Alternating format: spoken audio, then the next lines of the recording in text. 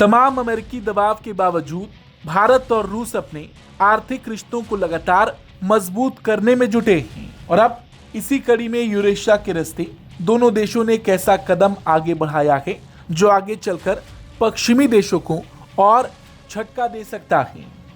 दरअसल कुछ दिन पहले मॉस्को में भारत और रूस की एक बैठक हुई जिसमें रूस के फर्स्ट डेप्यूटी प्रधानमंत्री डेनिस मोंटोरोव ने भारत और यूरेशियन इकोनॉमिक यूनियन यानी ईएयू के बीच प्रस्तावित फ्री ट्रेड एग्रीमेंट को लेकर बड़ा बयान दिया।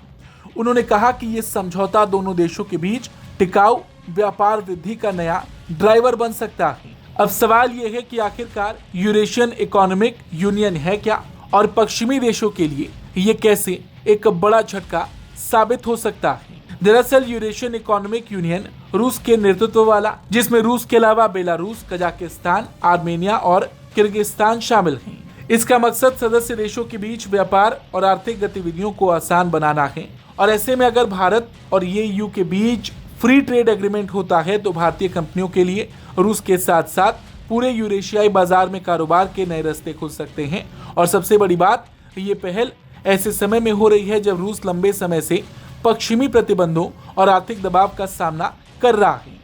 ऐसे माहौल में मॉस्को एशिया और दूसरे गैर पश्चिमी बाजारों के साथ अपने आर्थिक रिश्ते मजबूत कर रहा है। वहीं भारत भी अपने व्यापारिक साझेदारों और सप्लाई चेन को ज्यादा विविध बनाने पर जोर दे रहा है। और अगर ऐसे में भारत और यूरेशियन इकोनॉमिक यूनियन के बीच कोई समझौता होता है तो ये अमेरिका और उसके सहयोगी देशों के लिए एक बड़ा झटका होगा, क्योंकि लंबे वक्त से अमेरिका और उसके सहयोगी देश भारत पर दबाव बना रहे हैं कि वो किसी भी तरह रूस से अपने व्यापार को रोक दें। हालांकि यहाँ पर हम आपको बता दें कि भले ही अमेरिका भारत पर दबाव बना रहा हो, लेकिन भारत ने भी रूस का साथ नहीं छोड़ा है। आज भारत और रूस यानी कि दोनों देशों के हित एक दूसरे से जुड़ते नजर आते हैं। अगर 2026 के आंकड़ों को ही देखा जाए तो 2026 की पहली छमाही में भारत और रूस के बीच द्विपक्षीय व्यापार करीब 8% बढ़ा। रूस अब चाहता है कि दोनों देशों का कारोबार सिर्फ तेल, गैस और फर्टिलाइजर तक सीमित ना रहे। कृषि उत्पाद, मशीनरी, धातु, फार्मा, औद्योगिक उपकरण और दूसरे क्षेत्रों में व्यापार बढ़ाया जाए।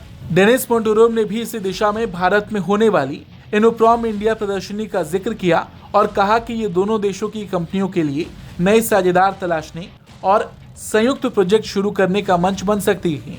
ऊर्जा के मोर्चे पर भी भारत रूस सहयोग को आगे बढ़ाने की तैयारी है। रूस ने कुडनकुलम परमाणु ऊर्जा परियोजना को दोनों देशों के सफल सहयोग का उदाहरण बताया। इसके अलावा भारत में नई परमाणु ऊर्जा इकाइयों और परमाणु उपकरणों और ईंधन के स्थानीय उत्पादन की संभावनाओं पर चर्चा हुई। रूस की सरकारी कंपनी रोसटॉम भारत के साथ नदन सी रूट को लेकर भी सहयोग की संभावनाएं तलाश रही है। रूस का दावा है कि आर्कटिक से गुजरने वाला ये समुद्री मार्ग भविष्य में परिवहन लागत कम करने में मदद कर सकता है। तो कुल मिलाकर मामला सिर्फ एक फ्री ट्रेड एग्रीमेंट का नहीं है। बदलती वैश्विक व्यवस्था में भारत और रूस अपने आर्थिक रिश्तों को ज्यादा मजबूत और विविध बनाने की कोशिश कर रहे हैं और अगर ईएयू इंडिया एफटीए पर सहमति बनती है तो भारत के लिए यूरेशियाई बाजारों तक पहुंच बढ़ेगी और रूस को भी एशिया में अपने आर्थिक साझेदारों के साथ जुड़ने का एक और मजबूत रास्ता मिलेगा। ब्यूरो रिपोर्ट, भारत तक।